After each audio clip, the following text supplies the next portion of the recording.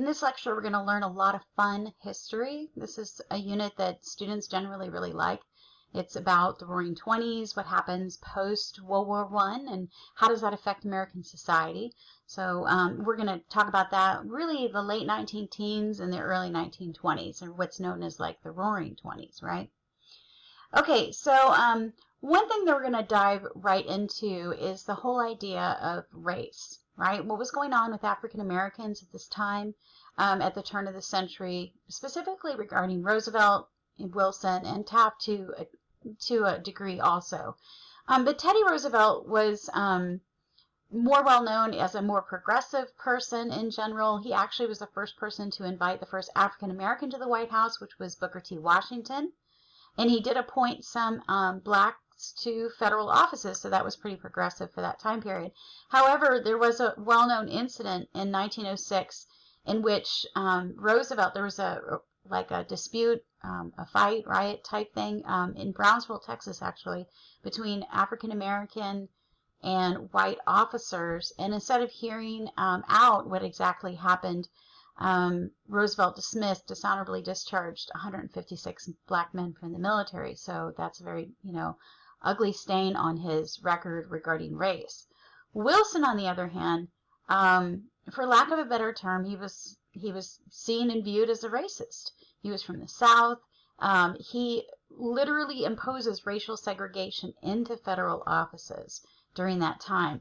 Also, most famously, he allows the premiere of a movie, silent movies were a thing at that time, known as Birth of a Nation. So some of you may have heard about this before. This is an exceptionally racist movie. It was a Southern glorification, an apology of what happened after the Civil War. It glorifies the KKK. It makes African Americans look very poor, stupid, unable to hold offices. And so there's actually a video clip that I'm going to put in there on Birth of a Nation. So I encourage you to watch that. That's pretty interesting. Horribly racist, so I'm going to just preface it with that. Okay. However, we do have people that begin to fight for African American equality.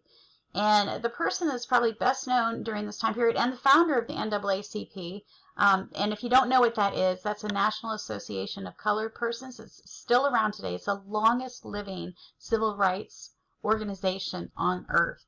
Okay, so W.E.B. Du Bois, no joke, his last name is pronounced Du Bois. He goes against Booker T. Washington, by the way, the man that was invited to the White House with, by Teddy Roosevelt. Booker T. Washington was, believe it or not, okay with segregation. He thought that economic importance and getting African Americans up economically, founded the Tuskegee Institute, was important. But W.E.B. Du Bois and others that formed the NAACP, they actually believe they absolutely need political, social, and economic equality, all of them, and they don't think that they should settle for less. He actually comes up with this idea of the talented tenth, that there's a top 10% of academically inclined African Americans during this time period, and they should rise up and they should make it their mission to fight the inequality for African Americans that exist. Okay, so they have a meeting in Niagara Falls, Canada, known as the Niagara Movement, that later forms the NAACP, and he's going to be the real voice of African American equality during this time period. And just to put it in perspective, what kind of inequalities that African Americans were receiving during this time period, we need to look at like World War I and black participation. Okay, so African Americans were not allowed to serve in combat roles. That's actually going to go through all the way through the beginning of World War II. They're going to change their minds and allow African Americans in combat roles towards the end of World War II. But, Wilson didn't want the combat to go to their heads. Just like I mentioned, Wilson, as you know, we look at him with our 21st century heads as a very racist president. And African Americans weren't allowed to really participate in most of the victory parades for World War I. What we also see because of World War I is something known as the Great Migration. Okay, so this happens, it really goes all the way through the 1940s, but the biggest time period that we see the growth is between 1910 and 1920s. And this is to fill a lot of those factory jobs that a lot of the white men were leaving to go fight in the war for. About 500,000 blacks leave the South at this time. They finally realized, that sharecropping, they're never going to get out of the debt slavery that sharecropping really was. But I want to caution you, a lot of people had this like imagination that they all of a sudden went to the North and it was kumbaya, everybody loved them. Please don't think that, okay? There were many, many, many racial riots in the North at this time. They faced a lot of restriction and unemployment. They were excluded from most of the labor unions. They had housing segregation, and there were several outbreaks of violence in particular, okay? I just want to give you a visual of exactly where they were leaving. You can see Texas, Texas was part of the Confederacy, and a lot of people leave and go to the West. A lot of opportunities, but a lot of opportunities here in the industries and the factories in the North. In particular, keep an eye on New York, because that's going to be really important. That's where we'll find the Harlem Renaissance, and we'll talk about that in a little while here. Okay, so talking about the episodes of racial violence. Now, there's a video clip that I really encourage you to watch. It's very well done on the Tulsa race riots. And actually, we just had the 100-year anniversary of the Tulsa race riots in 2021, right? So basically, in the North, there were a lot of racial violence that happened, a lot because African Americans were taking lower paying jobs than the whites, but just flat out racism too. Okay, and so in Chicago, there was an episode where 250 people died in some riots. 76, during this time period in the South, 76 African-American males were lynched in the World War I uniforms at that time. And like I said, in Tulsa, Oklahoma, there was a place called Black Wall Street. It was a place where there was actually a pretty opulent African-American community. During this time period, even though their communities were segregated, there still was a need for African-American doctors, African-American, lawyers. And so there was a growing middle and upper middle class African-Americans. This was very prominent in Tulsa, Oklahoma. And unfortunately, this was the site of the outbreak of violence. And they literally, the white rioters literally burned down Black Wall Street. 10,000 people are left homeless. 300 blacks were killed by the mob. But like I said, that video clip is gonna explain it pretty well. So I encourage you to listen to that one. Okay, so we're gonna kind of switch gears and talk about the politics of the war. Okay, and so at this time period, America, and this is going to be important when we understand the beginning of World War II, retreats into an isolationism. Okay. And so, and Wilson himself, he had this idealistic, he was very anti-imperialist, so that's going to really go into this time period also. But the war really undermines people's belief in the world and good, and defeats progressivism, really dies out in the 1920s.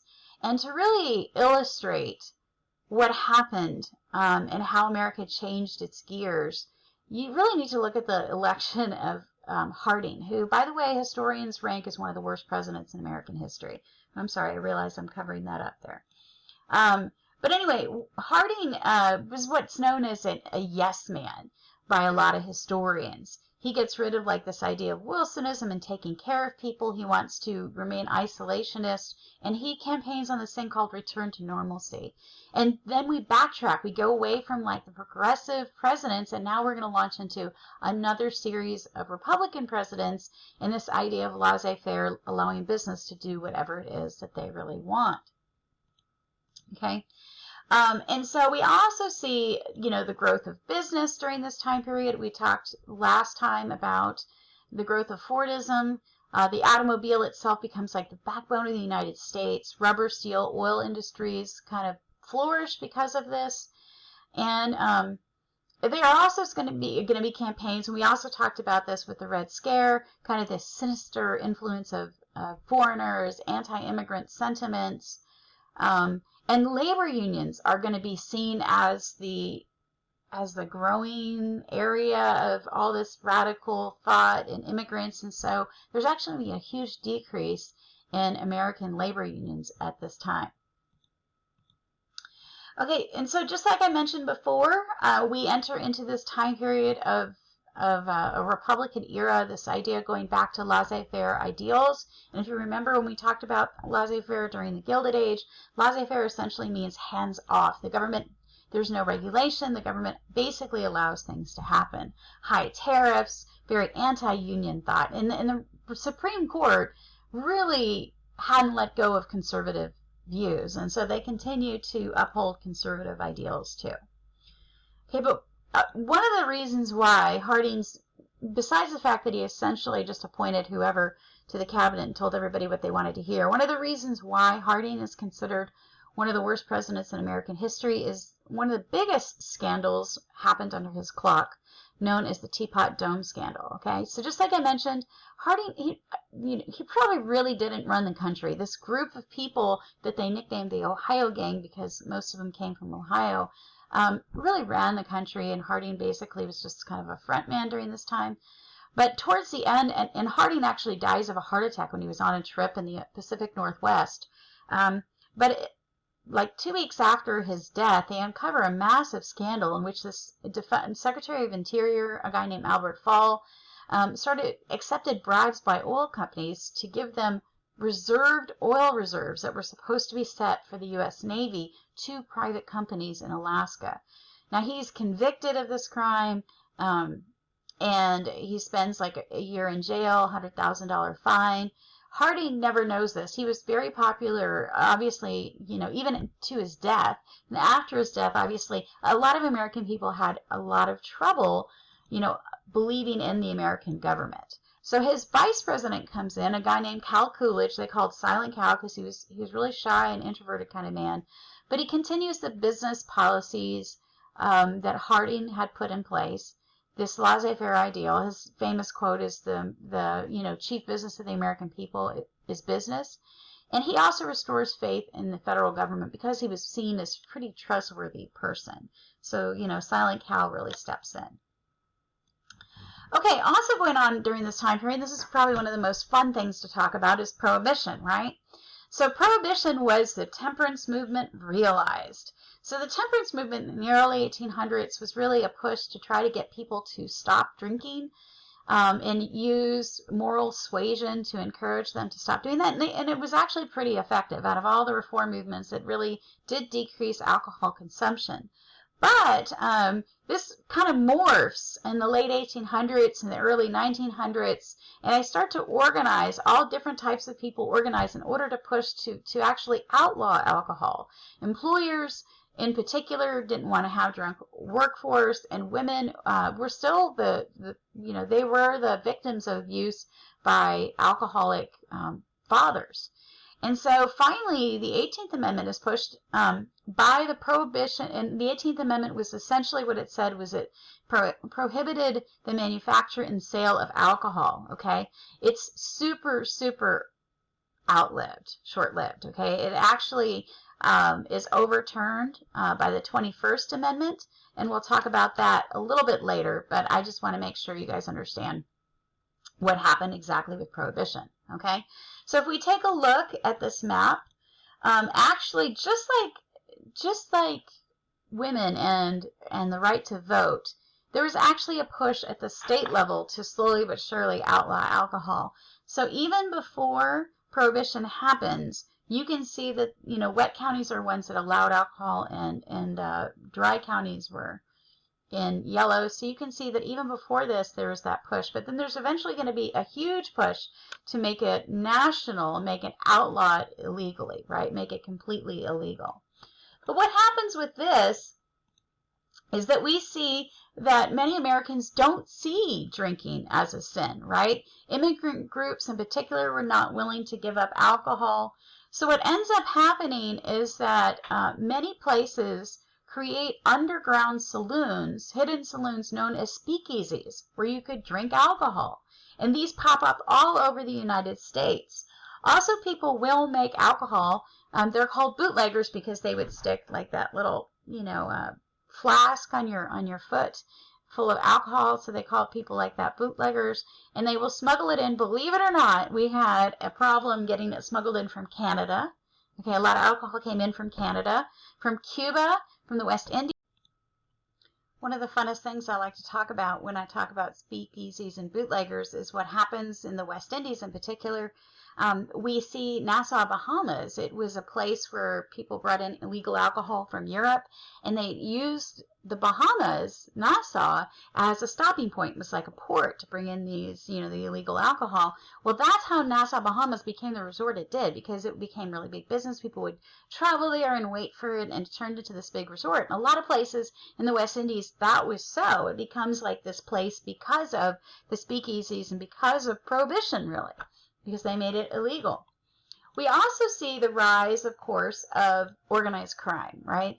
And so this is what happens, Prohibition. People, and these really comes from like the political bosses, the late 1800s. This really morphs into organized crime as we know it. And we start to see particularly a lot of immigrant groups, and there were a lot of Jewish crime bosses too. And of course, the most famous one being Al Capone. We see growth of organized crime becoming a big issue. And Al Capone, probably the most famous bootleggers, he's the one that really runs like the Chicago one. So why doesn't it work, right? What happens? It really fails because the federal government didn't pay for Prohibition. They actually expected the states to pay for the enforcement of Prohibition. Okay, and so when states did, hire law enforcement Prohibition officers, they were really low paid, and so they were really super paid. So what obviously, what does that mean? It means bootleggers like Al Capone are going to bribe them. And so most of the Prohibition officers during this time period were corrupt.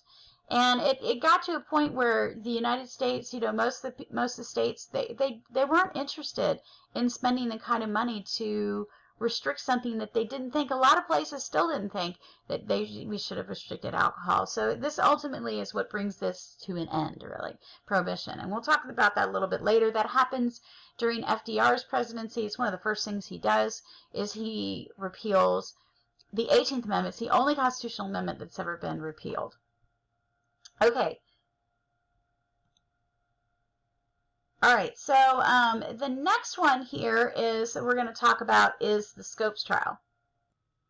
So the Scopes trial is also nicknamed the Scopes monkey trial because it's known as like the trial of the century. And this happens in 1925. What happened was that Tennessee was the first state in the United States that actually made it illegal to teach evolution. So what happens is the ACLU, which is the the Civil Liberties Union, is still around today too, American Civil Liberties Union, they actually tell any teacher in Tennessee that they're willing to pay for their legal fees and defend them if any teacher says that they want to teach evolution. And the person that does this is a man named John Scopes. And actually, the whole chapter in your book that we're reading, chapter 9, focuses on this particular issue itself. So John Scopes does, he actually does challenge us and teaches evolution. He's arrested for this under Tennessee law, and this turns into like the trial of the century, okay? So in the rink for the ACLU is a very famous lawyer known as Clarence Darrow, okay? And he's the one there on the bottom left, and he is going to defend John Scopes' right to teach evolution. And William Jennings Bryan, very famous populist Democratic leader, very religious, his very famous speech, the Cross of Gold speech, he defends the Bible. He's like the fundamentalist. And this becomes basically the trial of modernism, which is science, and fundamentalism, which is the Bible. Okay, so this literally was aired everywhere. People watch this and listen to this on the radio.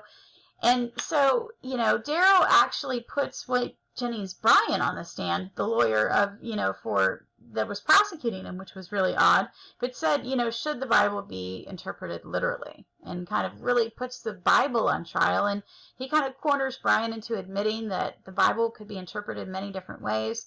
And so this was a show trial, okay?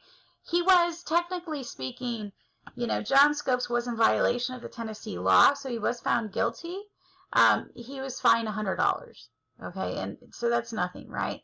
When it wasn't about him getting fined or being really found guilty, it was about the ACLU and others that felt that there needed to be more modernist and more modern thought. But there were a lot of people who still very much believed in the fundamentalism, still do, of the Bible, and believe that it should be interpreted literally for evolution. And so, this becomes a big issue in this time period where we see this. All right. So the next big social issue we're going to talk about is women, right?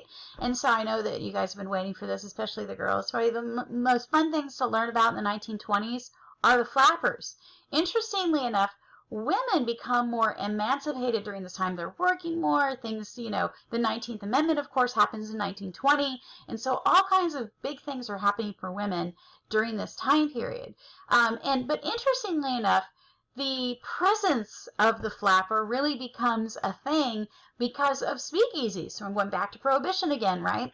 Because believe it or not, before this time, it was really obscene for women to go into bars. Women wouldn't go into bars. But with these speakeasies, these super underground like alcohol places, women actually could go to bars, and they dress in this really provocative dress, like right at their knee, the short bobbed haircut, the drinking, the smoking.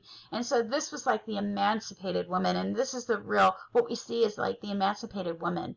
And this is really accepted during this time period, right?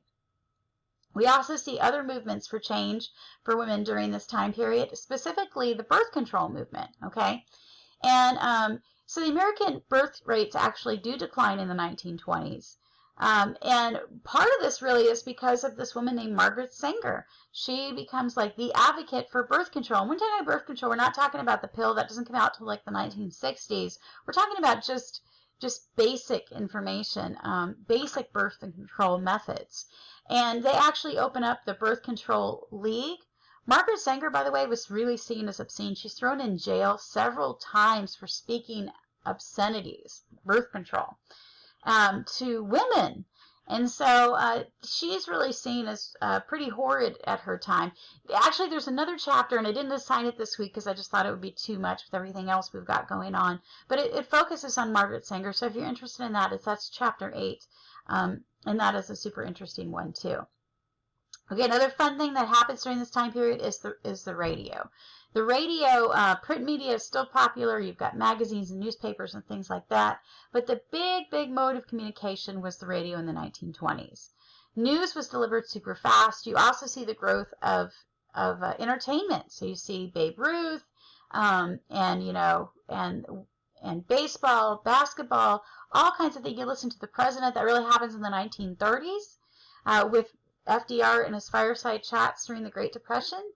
But we see this whole wave. Everybody had a radio, and you would huddle around your radio at night, and you'd listen to shows and things like that. Advertising becomes a thing. People would advertise on the radio to people during that time period. We also see the beginning of movies, and I talked about this a little bit with The Birth of a Nation before, but we also see, the first sound movies coming out too, beyond just because Birth of a Nation was a silent movie, the very first sound movies.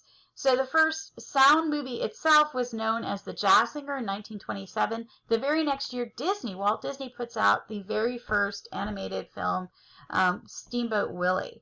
Okay, and going to the movies becomes absolutely the center of American culture. It cost 5 cents to go to movies. They're called Nickelodeons. Yes, Nickelodeon.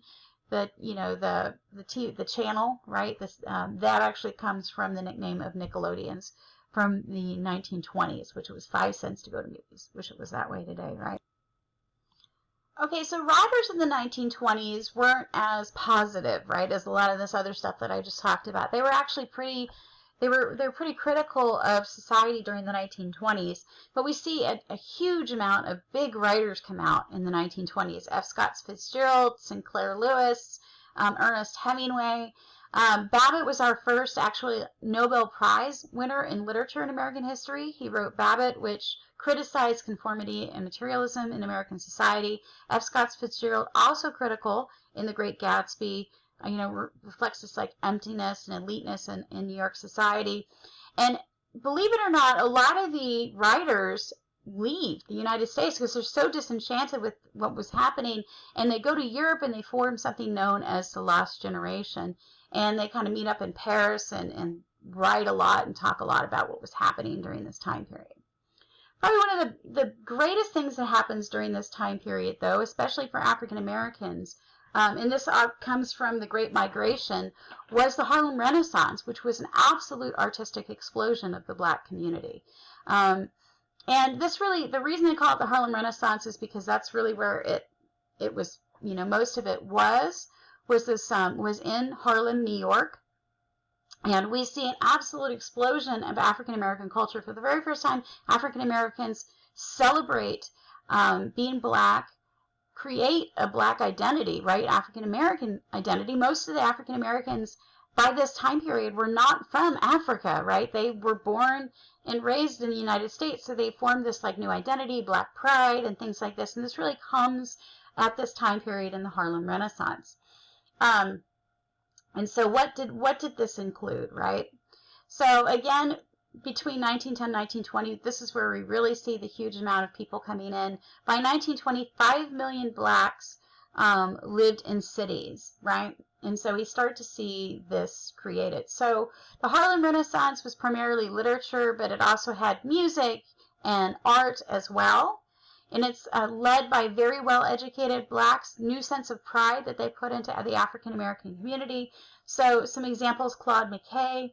Of course, probably arguably the most famous is Langston Hughes and his literature. He wrote poems, he wrote playwrights, he wrote novels, and a lot of his poems were actually put to jazz music during this time period. And Zora Neale Hurston, she also wrote about probably the most famous female artist of the Harlem Renaissance. And so a lot of them write about, you know, the struggles that African Americans went through. But again, this also included painting, this also included music, and the birth of jazz at this time. And probably the most famous of all, one of the jazz musicians that comes from the Harlem Renaissance was, of course, Louis Armstrong. So lots of stuff comes from that. All right, so that is it for today. I'll leave you with that. And next week, we will just focus on your midterm assignment. So make sure you read the instructions on that because you will get a choice. But if we can't have the same person doing the same research on the person of the 19 teens and 1920s. So be sure to pick yours. You might want to pick one of these amazing Harlem Renaissance people or another one of the people from the choice list. Okay, so have a great day.